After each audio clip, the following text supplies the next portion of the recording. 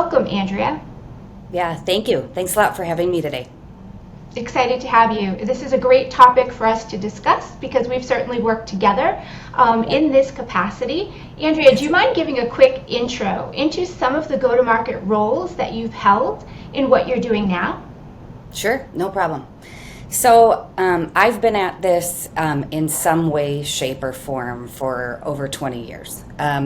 Throughout that time, I like to think of it a little bit as the road less traveled. It hasn't necessarily been a linear journey, but that's given me a variety of different experiences in different industries, in different market segments, anything from SMB all the way to large enterprise Fortune 10 organizations. So have a lot of experience over the years to draw from. Currently, I am working as account executive selling customer service and customer experience software to companies anywhere from 300 million or so in revenue all the way up to probably $5 to $6 billion. Excellent. And so today we wanted to deep dive into the technical side of the sales cycle. In other Sure. words, how do you go from being a vendor to a trusted partner? Yeah, so good question.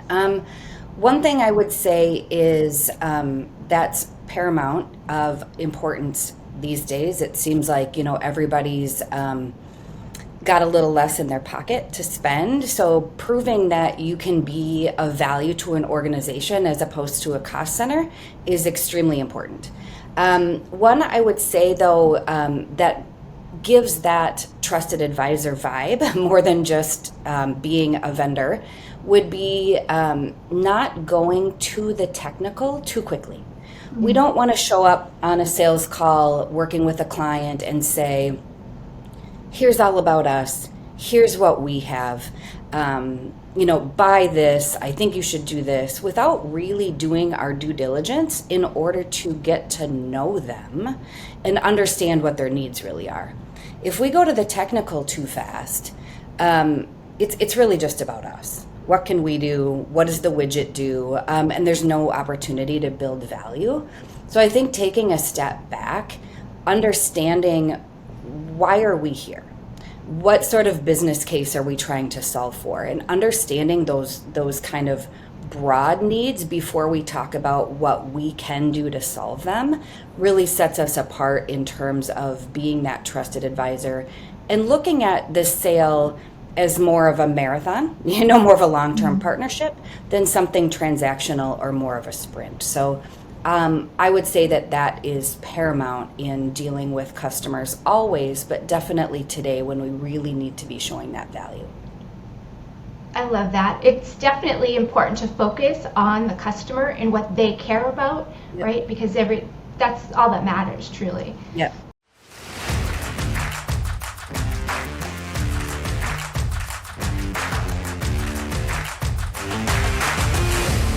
Next question. No one has a perfect track record. Nope. What was your biggest miss in terms of demonstrating technical and business acumen to secure the technical win during the sales process? We want to help other people avoid some common pitfalls. Sure. So I think something that's extremely common, and unfortunately, I think as salespeople, we need to learn this lesson the hard way sometimes. And that's really being single threaded in our deals and the conversations that we're having with clients. So we may do our due diligence and really get to know the person who's our champion, the person who wants to sell on our behalf, the person who's working behind the scenes to get the deal done. But there's so many players in the buying committee that could care about entirely different things. They want to see X, and when you're only talking about Y, because that's what your champion has told you. So I'll give you an example. Not in too distant memory, again, like I said, we need to learn this lesson the hard way sometimes. In not too distant a memory for me, I was working with a champion, and it was somebody who I had sold to before. So this was their second round with me at a new company. So immediately the happy ears start, and you start to think about this person is definitely going to be actively selling on my behalf. They reached out to me for a reason. This is kind of going to be a slam dunk, for lack of a better way to put it, I guess. So when that sort of thing starts to happen, I feel like we really start to skip important, crucial steps. So I really became reliant on this person instead of saying, well, your CMO is involved. What does he care about? Or somebody in procurement, what are they being measured on? Or the folks who are on the line who are really part of that technical process. What are the hiccups we need to overcome for them? Why is your organization really even looking?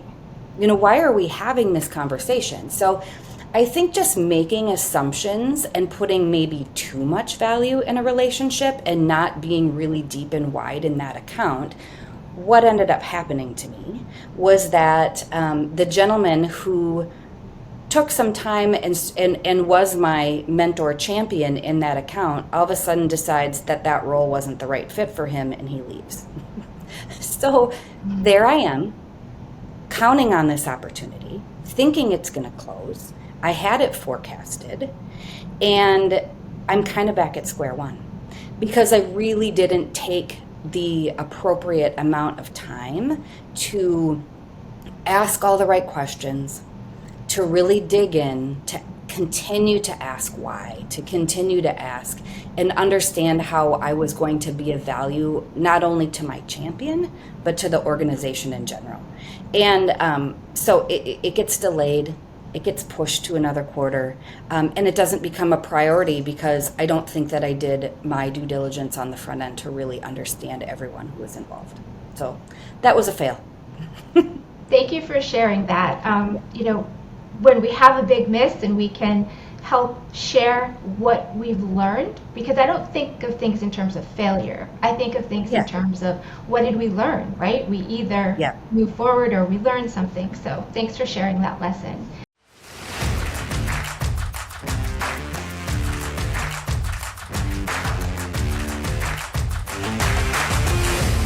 If we flip the conversation back to what's worked really well for you, and let's start with the basics. So showing proof can be very complex. Why is it so important? So it goes back a little bit to what I had said before about needing to prove your value, needing to look at something as a good total cost of ownership, something that is going to really elevate the organization to the next level, something that's going to solve for the business challenges that the organization had. So I think that is so important. We think that, we're on the other side of the pandemic, things should be easy, things should go back to normal, budgets should be back. It's just not the case. People are hesitant.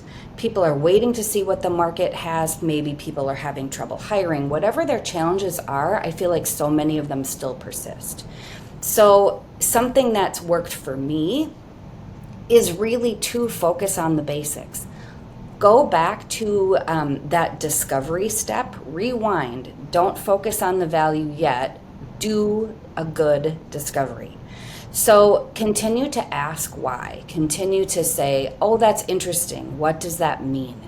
What would happen if things didn't change? Why is this so painful for you?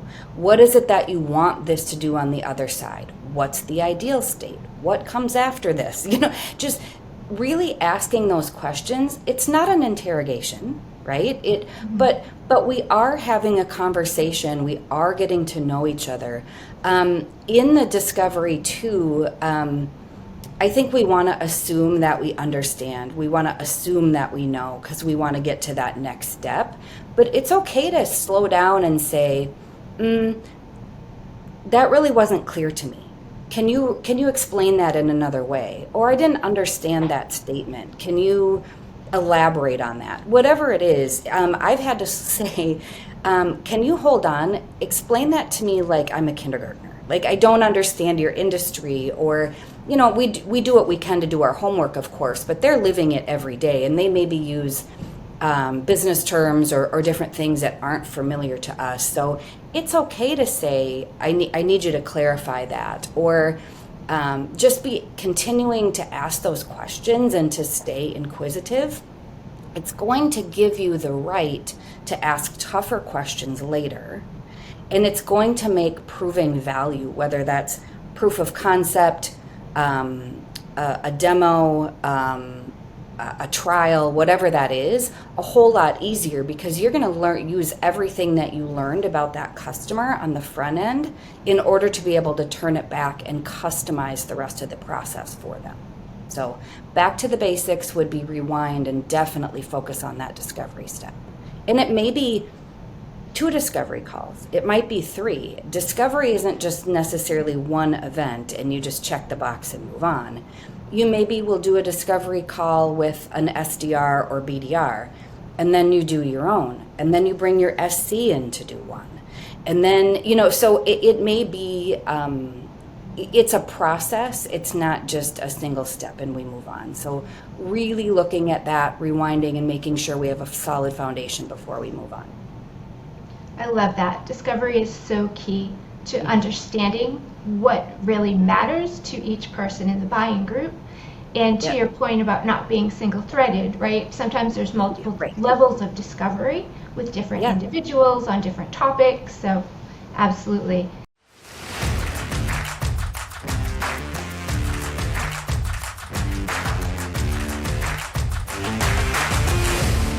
So what do you think are the skills needed for that basic level? What type of skill sets are really needed by an AE to get that right? Yep. So they're skills, but they're also just traits that I think you can focus on. Like, stay curious and be inquisitive. I had mentioned before, just kind of continuing to ask the question so you can move beyond just a surface level statement to really understanding what those business needs, what those challenges are, and everything for everybody on the team before moving forward. We don't want to just pepper them with questions. We don't want to necessarily be reading off a script, although I have nothing against a script, especially as you're learning and getting going, and at least to have some bullet points to go from to keep the train on the tracks. But really being curious and inquisitive and listening to what the answer is. We have this need so much to want to just speed things up. I want to close the deal. I need to get this in this month. I need to get this in this quarter, whatever it is. But if we're not kind of customizing the process for the customer and really doing the right things the right way, it's going to fall flat. We need to make sure we're asking follow-up questions, asking clarifying questions. Stay really close to it too. Don't just say, I did a really good discovery, we're going to move on to a demo or proof of concept. Hand it over to your SC and walk away. We want to stay close to it the whole thing. As a salesperson, especially once you move up market, it's important to think of yourself as the trusted advisor, as that quarterback for the team, and I think staying close to it and helping the customer navigate that entire part of the process from your perspective on your side is really, really important too. So that's really key. And you mentioned too about discovery, right? It's so important not to just pepper prospects or customers with questions as if they're, in court and they're trying to just answer question after question, but really, to your point, active listening and making sure that you are building on the conversation and you're asking questions that make sense for what they just said. You're not going down a checklist trying to get all your questions answered, right? Yeah, I mean, we have an agenda, right? Of course we do, but I feel like people do buy from people. This is not a buy it now button. You are the account executive. You are the expert on your side. You are quarterbacking this for a reason. So I think making sure that we take the time to get to know them, not pepper them with questions. You wouldn't meet a new neighbor like that. You wouldn't meet a new coworker like that, so we shouldn't be meeting our prospects and clients like that.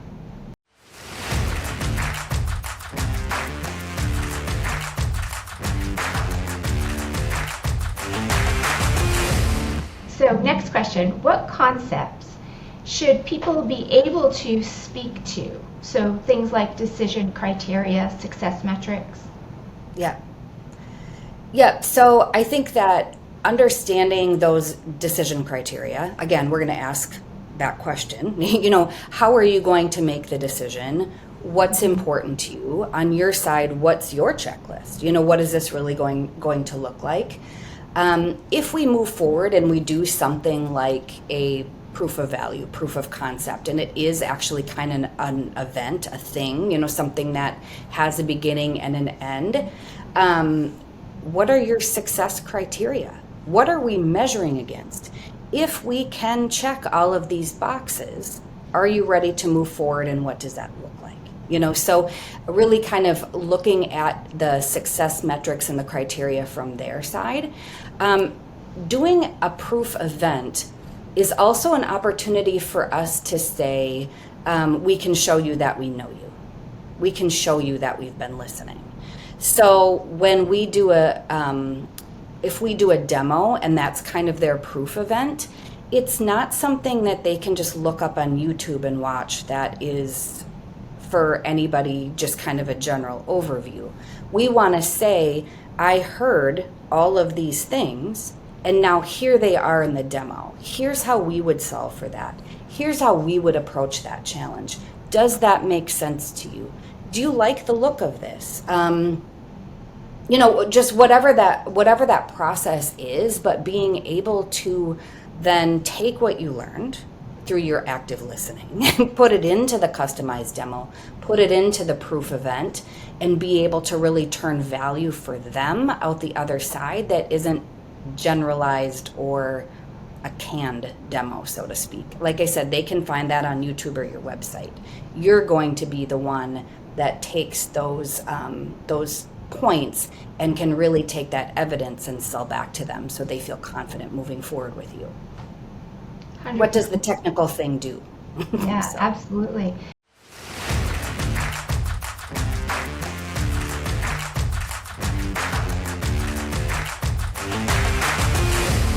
So along those lines, how much is led by the technical, solution consultant, sales engineer, solution architect team versus yourself? How do you approach it? Yeah, how much should be led? Yes, for sure. In my opinion, fairly little. You are partners in crime. You are selling value together, and they're going to help you demonstrate that value visually or through a process. But you should be the one that is bringing them into discovery early. You should be the one who is driving the ship. And they're there for you. It's not their job to sell for you. It's not. So I don't want to burst anybody's bubble by saying that, but it truly isn't. It's your job to kind of pull in members of your team, whether it's the SC, whether it's professional services, whether it's somebody from customer success, whatever that may mean. It's your job to pull them in and kind of help to navigate that dance on your side. The SC and you should be joined at the hip, but it's not their job to sell it for you. So I don't think that they should try to lead it, and I don't think that they should feel the pressure to lead it. So, my opinion. Yeah, I agree with you wholeheartedly, right? We're partners in crime, we're joined at the hip, as you mentioned. It's right. It's a team selling, right? It's right. That's your job as the AE. Our job as the technical product expert is to really create a vision, right? And help the prospect or customer understand what could be, right? And hitting and nailing all of those technical proofs that they need to. So I love that. Yeah, for sure.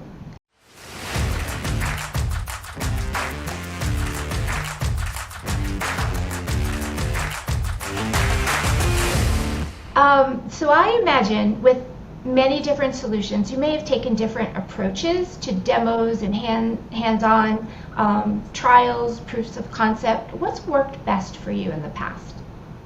What would you avoid? It's kind of two sides of that coin. Yeah, sure. So I would say that there is no one size fits all approach. So for some customers, a demo is, or two or three, whatever that may mean, is all that they really need. For some, they have success metrics or criteria that they really want to roll up their sleeves and get their hands in and play in a sandbox environment and do a really tightly held proof of concept journey. Fine. Whatever that may mean. Some might want, like I said, access to a sandbox environment because they need to test something. That proof event or that proof step is not generalized. It really needs to be thought through and kind of customized to what the customer has told you.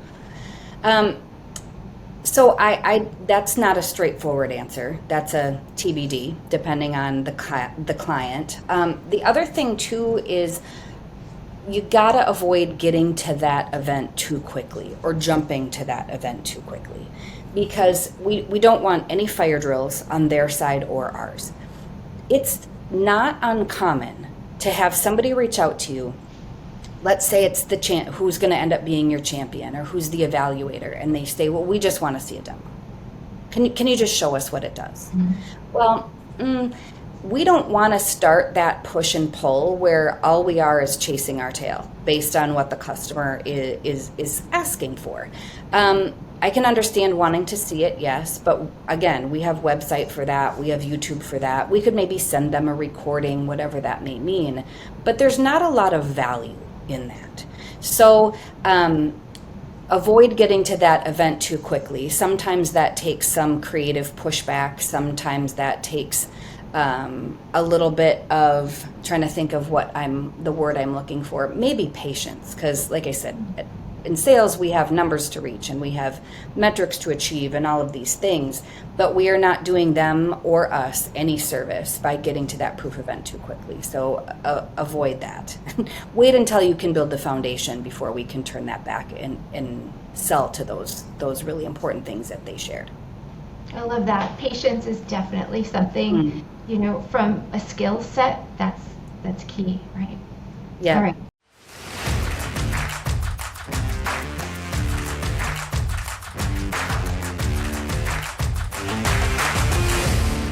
As you got better knowing these concepts, what are some additional tools or things that you've layered in? Yep. So additional tools would be things like, and I touched on this a little bit, but again, the proof doesn't necessarily have to be one event either. Sometimes we have to do multiple demos. We have to demo maybe a piece to our solution. And we have to kind of tweak that and craft that. They don't necessarily, not every sale constitutes an art of the possible demo. I mean, sometimes that works. Sometimes it's nice. Sometimes it's good to see that future state. But sometimes that's too much. Sometimes they are just trying to solve for X, and we need to try to help them solve for X before we can sell to Y. So I think just going back to really what their business challenge is and what we're looking to do is important. One concept I love is the idea of a reverse demo. Mm-hmm. So before we show you what could be different in the future, what we're trying to accomplish, help us understand really what you're facing every day. Show us how you're doing things now. That may mean a system that they're currently using or a business process that they're trying to solve for, or they're going to show you the PowerPoint presentation that they use, or whatever that may mean. But that whole idea of a reverse demo or shadowing their practice is extremely valuable. It uncovers some things sometimes that maybe you would have not even been able to uncover verbally. So I think that's a nice illustration of kind of pain points on their side. the last thing that comes to mind is this whole idea throughout the sales cycle, not just in the negotiation stage, but of give and get, this push and pull. Because yes, they're the client, yes, they're the prospect, and of course you're making a sale to them at some point, but it is a partnership. And most partnerships, if I'm not mistaken, are not one-sided, at least not the ideal ones. So they may have an ask that you may or may not be able to accommodate, or maybe you can accommodate with an asterisk. So what are we, yes, Mr. Customer, we can solve for that, but in return, we're going to need Y. So that whole idea of give and get. So at the end of the proof of concept, proof of value, negotiation, and when we come time to the contract, it really is this long-term partnership, and both parties have an opportunity to have an outcome that they're happy with. So those would probably be the most prominent things that I can think of. I love that, especially the give-get, right? Because it's, Yeah. you know, they say they want that hands-on experience in one case, right? So Right. being able to reframe that, so if you have that hands-on experience, does that mean you're ready to buy, right? I mean, not said specifically like that, but certainly you can ask for the give-get. Yep, absolutely.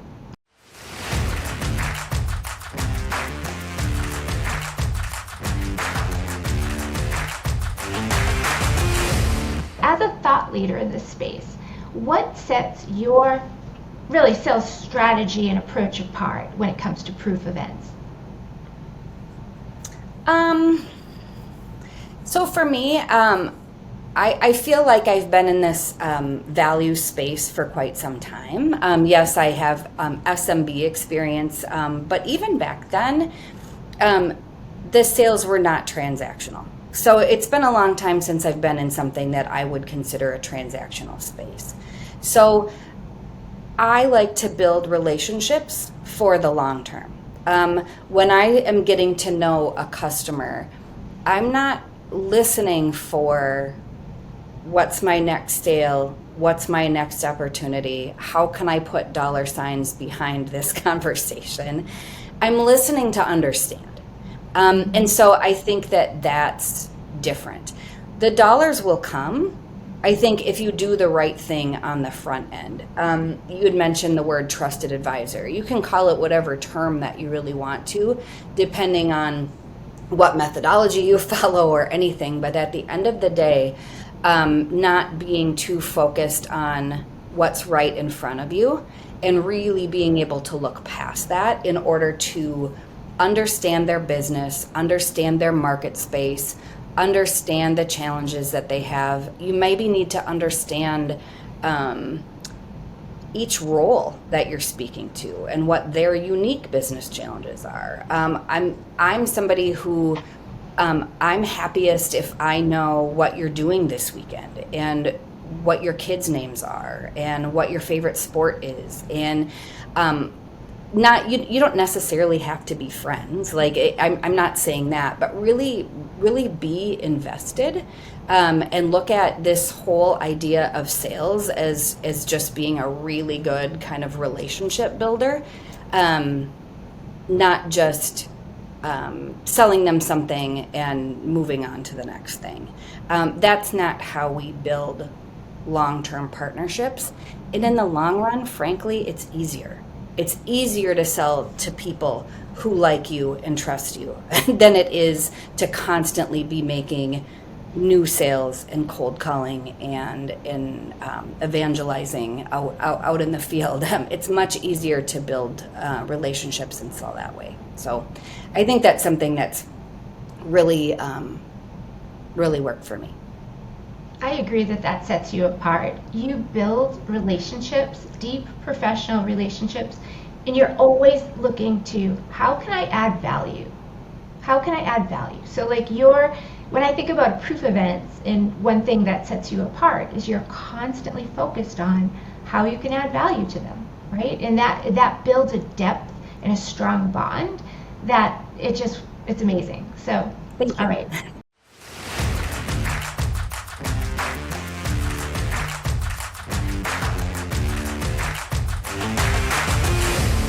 switching gears, what's Yeah. something that maybe you were taught in the classroom about proof events that didn't work out for you? Something you would debunk, so to speak? So I'm trying to think if there's things that were taught in the classroom as kind of proof events. It is, but even just thinking more broadly in terms of sales, I think you need to make the sales process your own. I think that that's something that's really important. I remember hearing very early on in my career that like salespeople are extroverts. Like you need to be extroverted in order to be able to be successful in sales. And I wholeheartedly disagree. Wholeheartedly. Like sales or sales skills, social skills, all of those things, and being introverted and extroverted are not necessarily related. Like I would consider myself a true introvert. I like to slow down. I like to listen. I like to reflect. I like to do all of those things. It's not necessarily about being one personality type or another. And I think that I have a leg up when it comes to listening sometimes.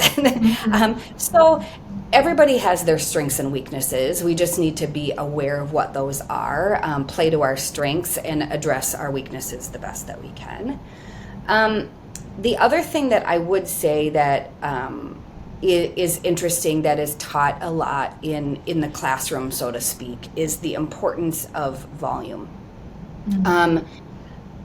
We have metrics that we're measured against very commonly in the world of sales. You know, if we're going to get to X target, how do we work backwards from that?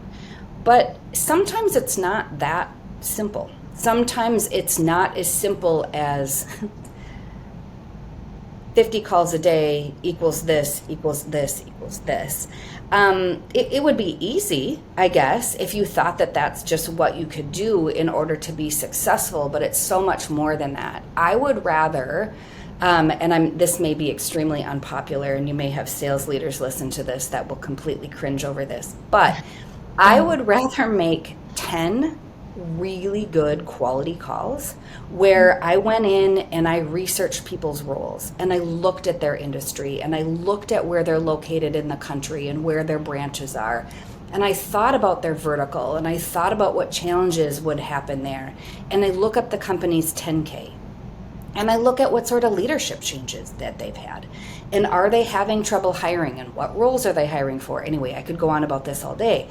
But I would rather make 10 calls that look like that than 100 blind calls where I'm not prepared, I'm not really invested, I'm just kind of mindlessly dialing.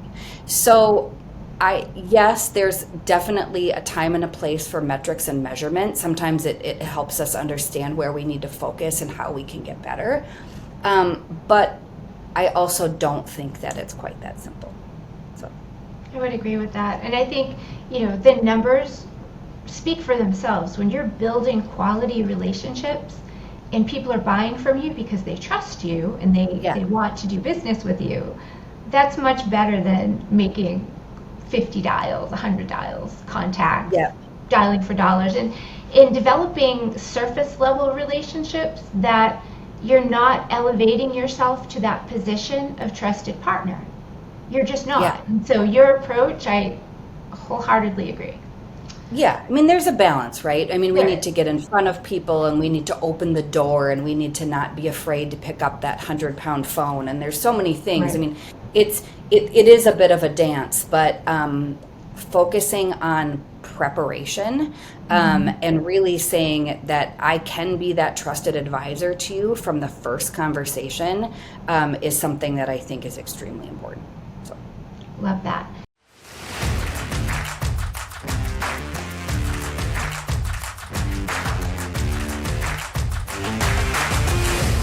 Let's talk about lessons learned. So say you've had a bumpy proof of value event and you sense that a competitor is in the lead. What do you do? Yeah, so you've got two choices here. One, first and foremost, is I feel like if you've done a good job of kind of doing that foundation work and building the relationship, you can ask that question. You know, I understand that you were looking at ABC company. How do they compare against us throughout this process? Or is there anything that you've seen from them that you feel that we don't have? Or what is it that how are other members on your team feeling? Whatever it is, you can ask those questions. I mean, we're all here to get to the right fit for the customer at the end of the day. So ask. And don't be afraid to ask. It's easier to know, so then you can make a decision as to how to move forward than just make an assumption. The other thing is, if you think that it's really not a deal worth winning, the criteria really don't stack in your favor, as hard as it is, it's okay to walk away. That's so difficult. For me, I will say for me in particular, that's really, really difficult. For me, I feel like I just want to grab them by the arm and just drag them up the hill with me. Like, I can see it. Why can't you see it?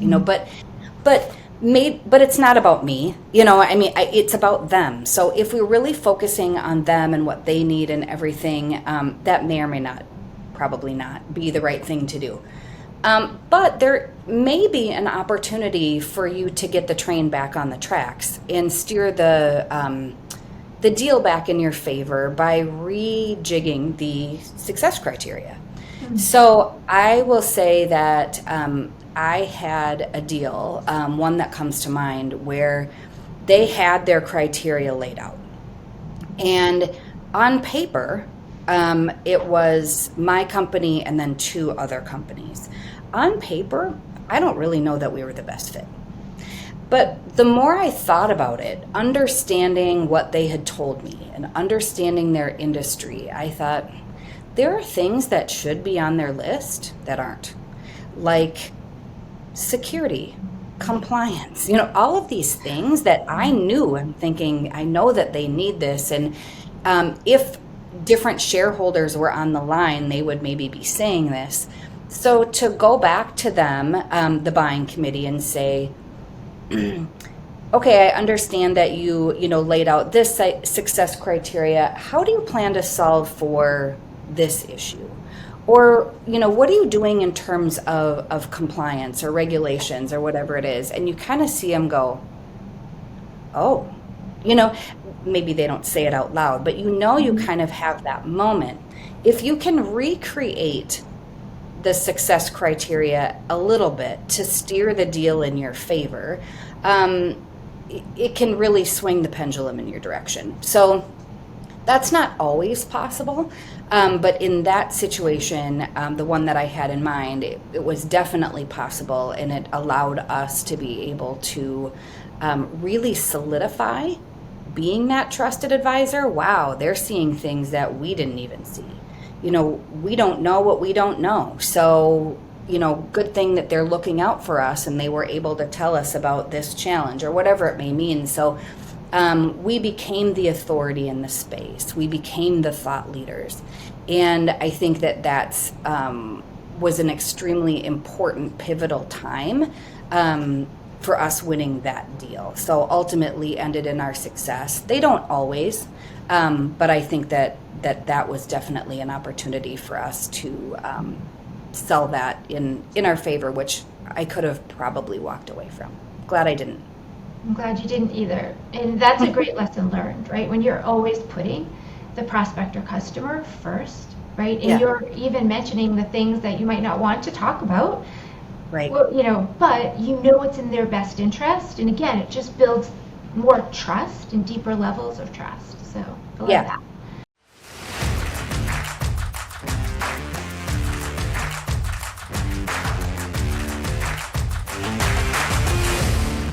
Final advice as we wrap up. Any final advice you would give to new sellers that are struggling to, master the proof event? Sure. So yes, I guess the final piece of advice is something that summarizes a lot of what we've talked about. Find a way to build relationships with people and look at it as a marathon. How do I get to know you? What would I ask you naturally? If I were to peel back one more layer, what would that look like? And then what would another layer look like? And do I really feel like I understand the core of this challenge? So use your bullet points, use your talking points. That's fine, but stay inquisitive. Ask questions like, this is the most fascinating subject that you've ever been told about. Wow, tell me more about that. What does that mean? If I looked at it in this way, would that change things for you? Who else needs to be involved? Who else, just kind of that staying curious, I think, is really important. This is not an interrogation. It's not I'm firing questions at you in order for you to give some sort of response and then I move on to the next one. At some point, you start to find your rhythm. You start to really kind of lean into the question asking and the listening skills and everything else. But find a way that feels really true to yourself and who you are in order to ask those questions, understand the business case, to build the value. So when we get to the proof event, we can really knock that sale out of the park. Love that. Andrea, it's always great spending time with you, and thanks again for sharing your thoughts on proof events, proof of concepts, all things, proving value. Yep, thanks. I appreciate it, and thank you again for having me.